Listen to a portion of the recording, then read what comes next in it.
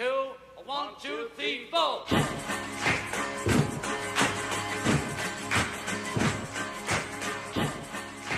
Well, it's a wonderful pleasure to be here. I'm going to try and speak for a little less than my time, just so we can have a few questions and answers and comments, because I know there's quite a lot of disagreement amongst us, and it's good for us to be able to discuss them. The global rise of Islamism in particular, and the religious right in general, has turned the demand for secularism into an urgent task and necessity. There are those in academia, who theorize about a post-secular world and insist that secularism lacks relevance, particularly for so-called non-Westerners. In the age of ISIS, though, you don't have to look far to see that secularism is not only relevant, but that it's a matter of life and death for many across the globe, particularly non-Westerners. In fact, no one needs secularism more than them. The post-secularists will tell you that the rise of Islamism is linked to a religious revival. I think that's untrue. Of course, with the rise of Islamism, there are political pressures to keep up religious appearances, homogenize religious identity, and define religion as the only characteristic of entire societies and communities. But this is more often than not enforced by violence, or at the very least by intimidation. The hijab, for example, is not a personal choice for a vast majority of women today, socially speaking, though it is often touted as such. It's the first imposition by Islamists wherever they gain power. It's also highly contested and challenged. This is the stealthy freedoms where you have thousands of women in Iran unveiling as a protest to compulsory veiling. And it's one of the main areas of fight back against the Islamists in many places, as is Sharia law. Islamists use Islam as a vehicle for the extreme right-wing restructuring of society, but Islamism is less about religion than it is about politics. Islamists, for example, are not all doctrinaire or fundamentalists and include a wide range of groups, from ISIS to the pragmatic faction versus the conservative factions of the Islamic regime, to soft Islamists, what people call soft Islamists, to even Islamist Protestants like Soroush. But these groups are all rooted in political equations to gain power. This idea is clearer if you look at other religious right movements, like the Buddhist right in Burma or Myanmar, in Sri Lanka. If you look at the Hindu right in India, which has caused the massacre, for example, of Muslims in Gujarat, Muslim programs there in Sri Lanka and Burma. You have the Christian right, for example, bombing abortion clinics, and of course the Jewish right and settlements and violence in the Palestinian territories. Like the Islamists, they use religion to justify violence, or it could be discrimination depending on their access to power. But you cannot explain these movements by religion alone. There are many who are religious and believe in Islam, believe in Buddhism, in Christianity, Judaism, who oppose the religious right of all stripes and who defend secularism and universal values. People live religion, or atheism for that matter, in as many ways as there are people. They pick and choose, and more often than not, they mold their beliefs to make them compatible with contemporary life, which is why they often don't recognize their religion in the Islamists or the religious right. Also, don't forget that most people are born into their religion out of no choice of their own, and they lack that choice even into adulthood, unless they make what is often a very difficult and painful choice to leave. I, for example, only read the Quran after I became an ex-Muslim and atheist. I was born into it, just as nearly everyone is, depending on where they are born. I didn't have to veil. I went to a mixed school. I wasn't treated differently because I was a girl. My grandfather, though, was an Islamic scholar, and my last name actually means prayer. So a lot of people say you should call yourself ex-Namazie as well as ex-Muslim. Religion only really became relevant in my life when it came to power in Iran and slaughtered an entire generation. So focusing on Islam's tenets, therefore, doesn't tell the whole story, because religion is a lived experience as much as it is a belief. People are more than the religions that are stamped on their foreheads from birth. If you look at Christianity, for example, and we've heard a lot of that here today, it's not that its tenets have changed since the days of the Inquisition. What's changed is its position and status, at least in Europe. To a large degree, it's been pushed back by Enlightenment so that it doesn't have the same power over people's lives, which is why it seems more benign than Islam, as the Christian right loved to tell us. But this is not because of Christianity's fundamental tenets. It's not all peace and love. Put any religions back to the wall, and it will seem cuddlier in order to survive. Though even when pushed back, it will still discriminate to the extent that it has access and power. Ireland is a great example. Islam needs a similar enlightenment rather than a reformation. Ed Simon of the International Society for Heresy Studies, he argues that ISIS is Islam's reformation. Calvin, he says, taught a literal interpretation of the prohibition on graven images, for example, and mobs targeted all art which they saw as blasphemous, just like ISIS does. Right now, as we speak, ISIS has reached the historic city of Palmyra, the Venice of the Sands. Historian Mark Lila argues that contemporary secularism emerged not out of the Reformation, but rather in response to the horrific violence that modern religion had unleashed on Europe. We are witness to that backlash against Islam and Islamism today in many parts of the world.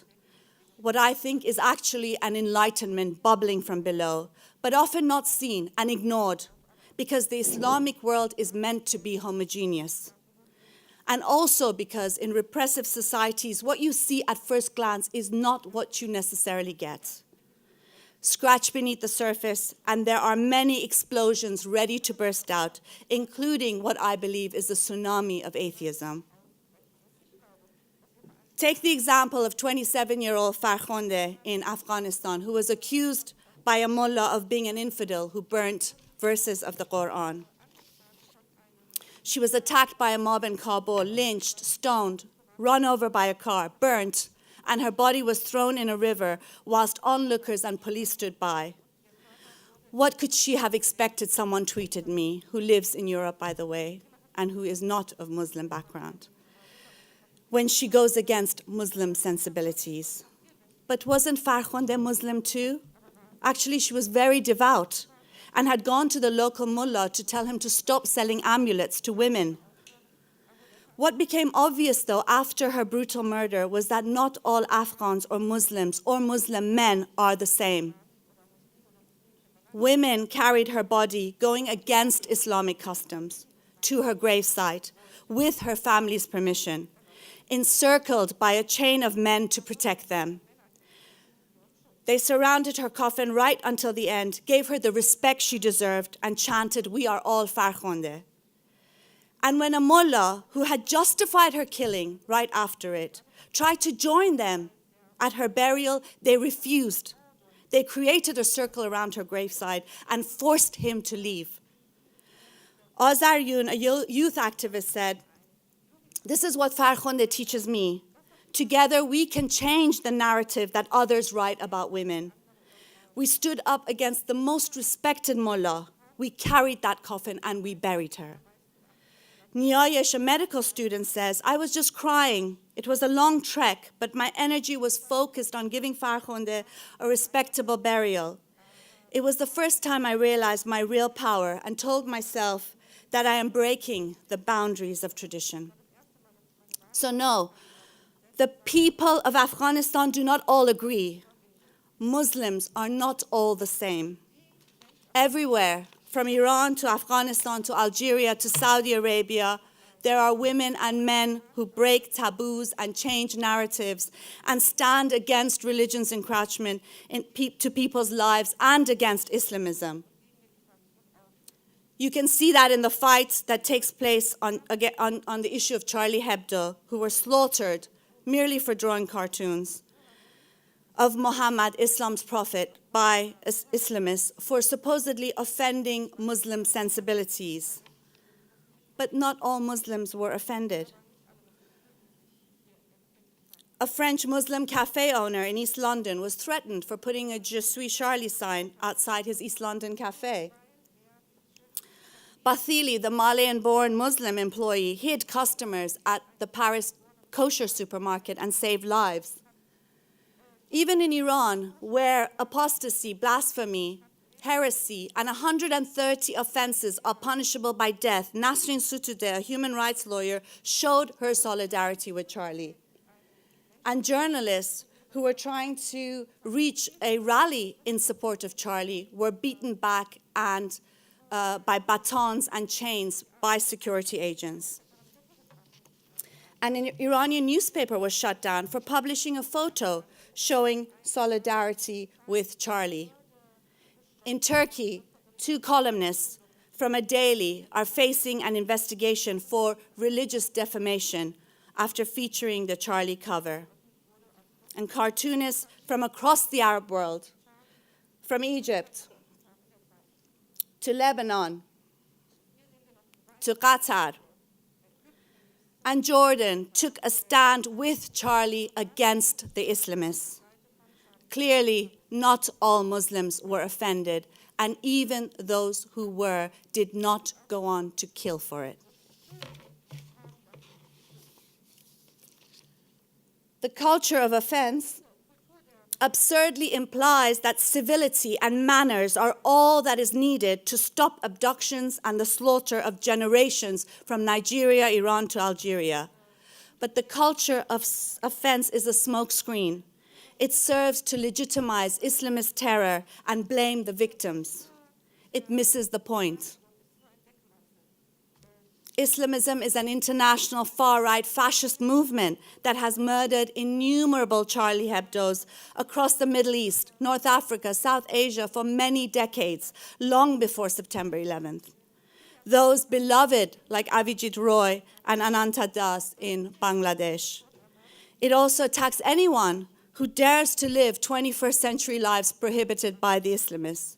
Being a woman, being a free thinker, being gay, being unveiled, improperly veiled, badly veiled, an atheist, going to school, driving a car, having sex that is not religiously prescribed, falling in love, laughing out too loud, dancing offends them. Calling for civility, censorship, silence, or respect for the offended is merely heeding the Islamist call for submission at the expense of our dissenters. But as Rosa Luxemburg said, freedom is always the freedom of dissenters. What is packaged as the culture of offense is really Islamism's imposition of blasphemy laws and theocracy under the pretext of a respect for Muslim sensibilities. But as Algerian sociologist and founder of Secularism is a Women's Issue, Maryam Namazie says, Islamism and its fundamentalist terror is by no means a tool of the poor against the rich. We hear this often from the pro-Islamist left, and I myself am on the left, but it's really a betrayal of left principles. It's not a tool of the poor against the rich, of the third world against the West, of people against capitalism. It's not a legitimate response that can be supported by the progressive forces of the world. Its main target is the internal democratic opposition to their theocratic project and to their project of controlling all aspects of society in the name of religion, including education, the legal system, youth services, and so on. When fundamentalists come to power, they silence people. They physically eliminate dissidents, writers, journalists, poets, musicians, painters, like fascists do. Like fascists, they physically eliminate the Untermensch, the subhumans, among them inferior races, gays, mentally or physically disabled people. And they lock women in their place, which, as we know from experience, ends up being in a straitjacket. Let me add, though, that saying that the battle is a political one against Islamism first and foremost is not the same as saying that Islam is benign. For me, all religions are equal and equally bad. I've said this many times before. Like cigarettes, religion should come with a health warning. It kills.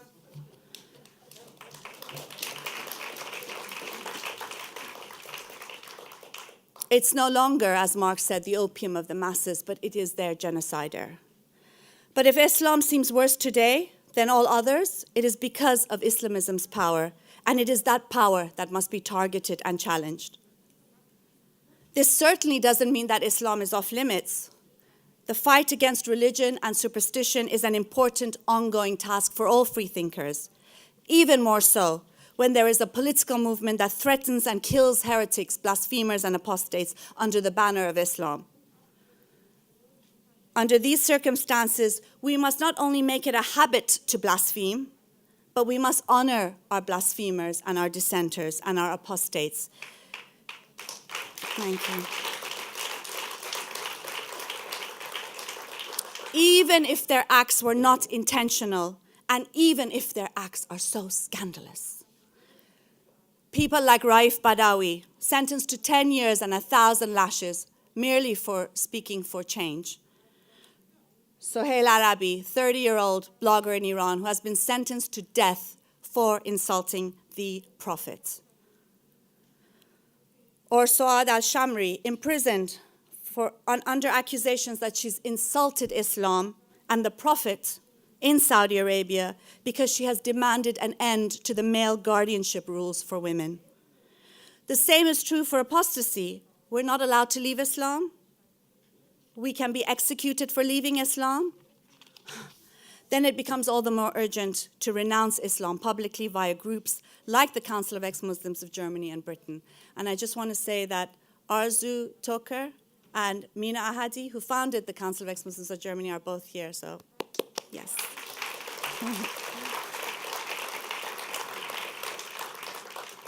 When it is possible to shout our atheism and our blasphemies and our apostasies from every rooftop, then the very need to do so will not have the same urgency, but it has that urgency today. It's also relevant with regards to nude protest. The idealized woman in Islam is obedient, properly veiled, submissive, and accepting her assigned place in society. The rest of us are whores, often compared to unwrapped sweets. Here's a billboard in Iran which says the hijab protects you. Covered in flies and free for the taking. We are the source of fitna in society. Yes, we are Islamism's worst fitna. And blamed for every calamity and natural disaster, as well as the integration of the family and society and deserving punishment in order to maintain national and Islamic values, pride, and honor. Islamism's obsession with women's bodies and its insistence that women be veiled and hidden from view means that nudity is an important form of public resistance. Islamists want us bound in body bags, not to be seen, not to be heard. We refuse to comply, just as we refuse to stop blaspheming, apostatizing, and demanding secularism and universal rights. Thank you. Just to tell you, this is a protest on the 8th of March last year with myself, Alia Magda al-Mahdi from Egypt, and Amina Saboui from Tunisia. I cut the Allah out of the Iranian flag and put something much more worthy in its place.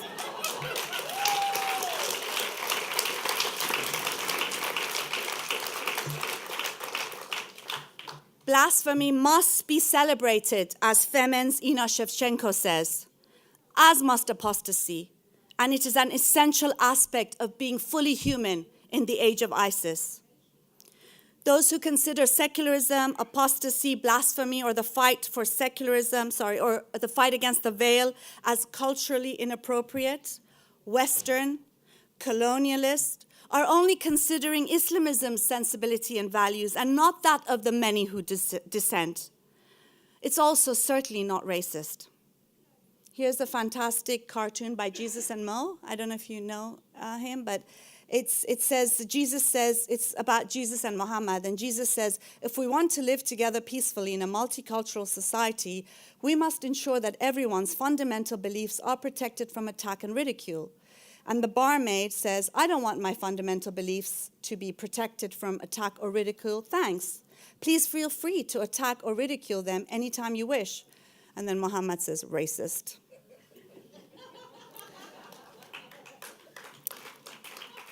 Calling it racism fails to understand that the other also has dissenters and class politics and social and political movements and wants to live free from religion's stranglehold. Islamophobia is a political term used to scaremonger people into silence. But whilst racism exists and must be unequivocally condemned, you cannot stop racism by censorship and silence. And isn't it racist to imply that Muslims cannot tolerate criticism and free thought other than through violence? But violence is not our culture, it is Islamism's culture. Nonetheless, the authentic Muslim is always seen to be regressive. But this is not the case. Just because the Bible sanctifies slavery or death by stoning doesn't mean that all Christians do. It doesn't mean that everyone born in a Christian country is Christian or even takes religion seriously. As I've said many times, culture isn't homogeneous, nor are societies or communities. None anywhere in the world. It's common sense, really, but I don't see why we can't see it when it comes to Islam, Islamism, and Muslims. Is Germany just a Christian country? Are all Germans Christians? Are all Germans or Christians neo-Nazis or pro-Pegida? Not every Christian European represents Enlightenment values, just as not every Muslim represents a culture of misogyny and brutality. There's a clash. There's a clash within homes, within families, in neighborhoods, in communities, in societies and countries everywhere across the world. Not a clash of civilizations or an antagonism between the secular West and the religious East, but a global struggle between secularists, including believers, on the one hand, and theocrats and the religious right on the other. Only when we begin to see that dissent, acknowledge that it is intrinsically linked to our own, and defend universal values and freedoms, secularism, and a renewed enlightenment against the Islamic Inquisition, will we begin to honor our dissenters, stand with them, and push back the religious right. Our age is the age of ISIS, yes, but in another sense, it is also the age of incredible human resistance and an anti-Islamic backlash and enlightenment bubbling from below. Where do we stand in this fight? It's not enough to oppose US militarism and economic sanctions, or just fight racism and the far right. Don't forget, Islamism is our far right, and you have a lot of people on the left standing with Islamists against their own far right. They're all fascists, they all deserve to be in one camp, and those people need to be on our side. It's not enough to oppose Sharia law or stoning in Iran, but then defend Sharia courts and the veil in burqa as people's right to religion. This is a fight on many fronts.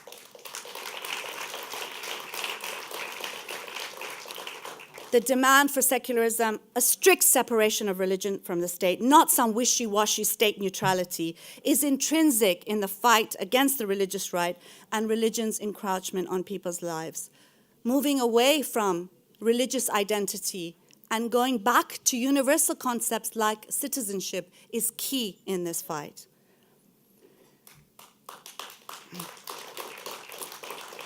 As British philosopher A.C. Grayling has said, secularism is a fundamental right. It must be actively defended, promoted, and articulated. I'd like to end with a short saying by the Iranian Marxist Mansour Hekmat. He says, "We're not sitting in judgment of the world. We are players and participants in it. Each of us are party to this historical worldwide struggle, which in my opinion, from the beginning of time until now, has been over the freedom and equality of human beings." Thank you.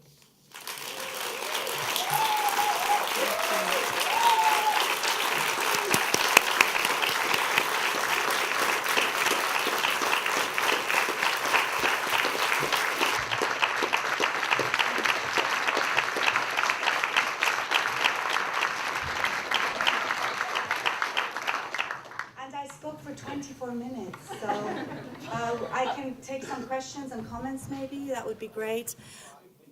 5 minutes, okay? 5 minutes, I'm going to time him. Okay, any questions, comments?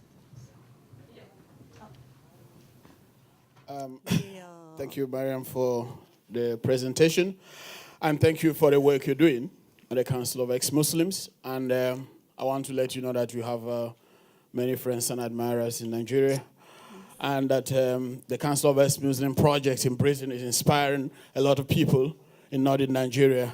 You know, in fact, we have a group now coming up, but they can't, of course, meet openly because of the situation there. But what you're doing is, I just want to let you know that you're inspiring a lot of people. Yes.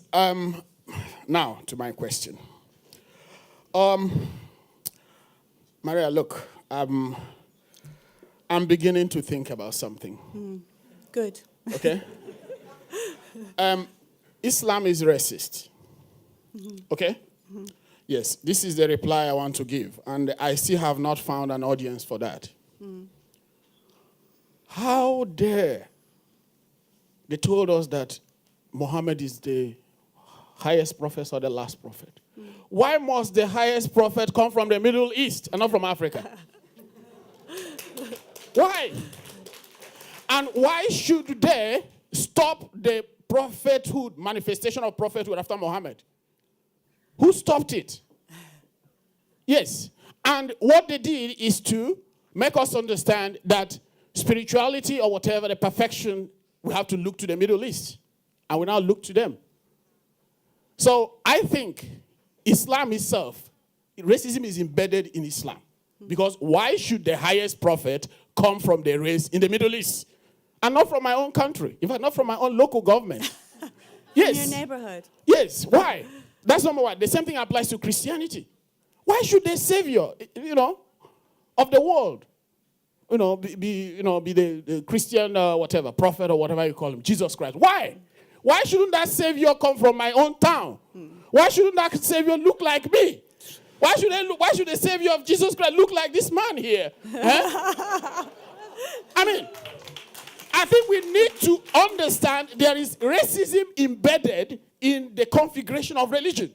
Yeah. So that when people ask you, when they are reacting, they said, oh, you are being racist because you are criticizing. You are criticizing Islam or you are criticizing Christianity. Why should the representation of Christianity and Islam only capture that of a particular race and not others?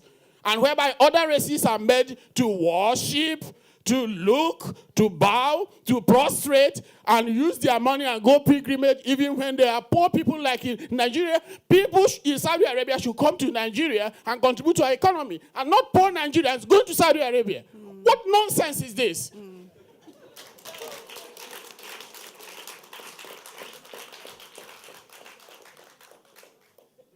I'd like to take a few comments and questions, and then do it at the end so other people get a chance to speak as well. I just want to say really quick, thank you for saying that, because as a Black American, descendant of slaves that were stolen from Africa and made to worship this white man's religion and be brainwashed by it, and that is the society that is happening in the United States.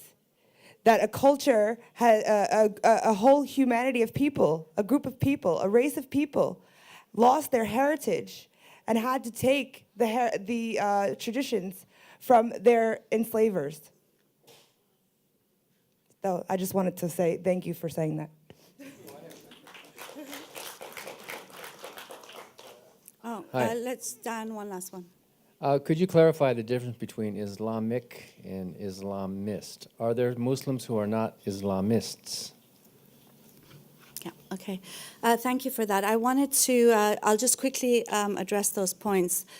I think the thing I was trying to raise is that people who are Muslims are people, and they live their lives in as many ways as there are people. So it's very different from a belief, which is Islam, and it's very different from a far-right movement, which is Islamism. And so I think it's important for us to unpack these and separate them in order to be able to treat people humanely and give them the dignity and rights that they deserve, but on the other hand, be completely unequivocal in our condemnation and criticism of Islam and Islamism. On the fact that Islam is racist, yes, I mean, I think all religions are fundamentally racist, sexist, homophobic, inhuman, brutal. They belong in the trash cans of history. And I think, I wouldn't be arguing that you now want a black Muhammad and so on and so forth. The less we have them representing people, the better it is. So I think, yeah, I'll pass on that idea. Just before I go, I wanted to tell you that I've put some information on the various projects that I work on, the Council of Ex-Muslims. Bread and Roses is a weekly television program in Persian and English that's broadcast via illegal satellite channels to Iran. The Iranian regime has called us corrupt and immoral, so that gives you a lot of reason to support us. And we've got a Patreon website where you can give $1 a week to support us. There's also Council of Ex-Muslims, which we talked about, Fitna, which is a women's rights organization. If Islamists called us Fitna, yes, that's what we are. We're their worst nightmare. There's an International Front for Secularism that we've recently started, and One Law for All. So do get in touch with me and visit our sites as well. Thank you very much.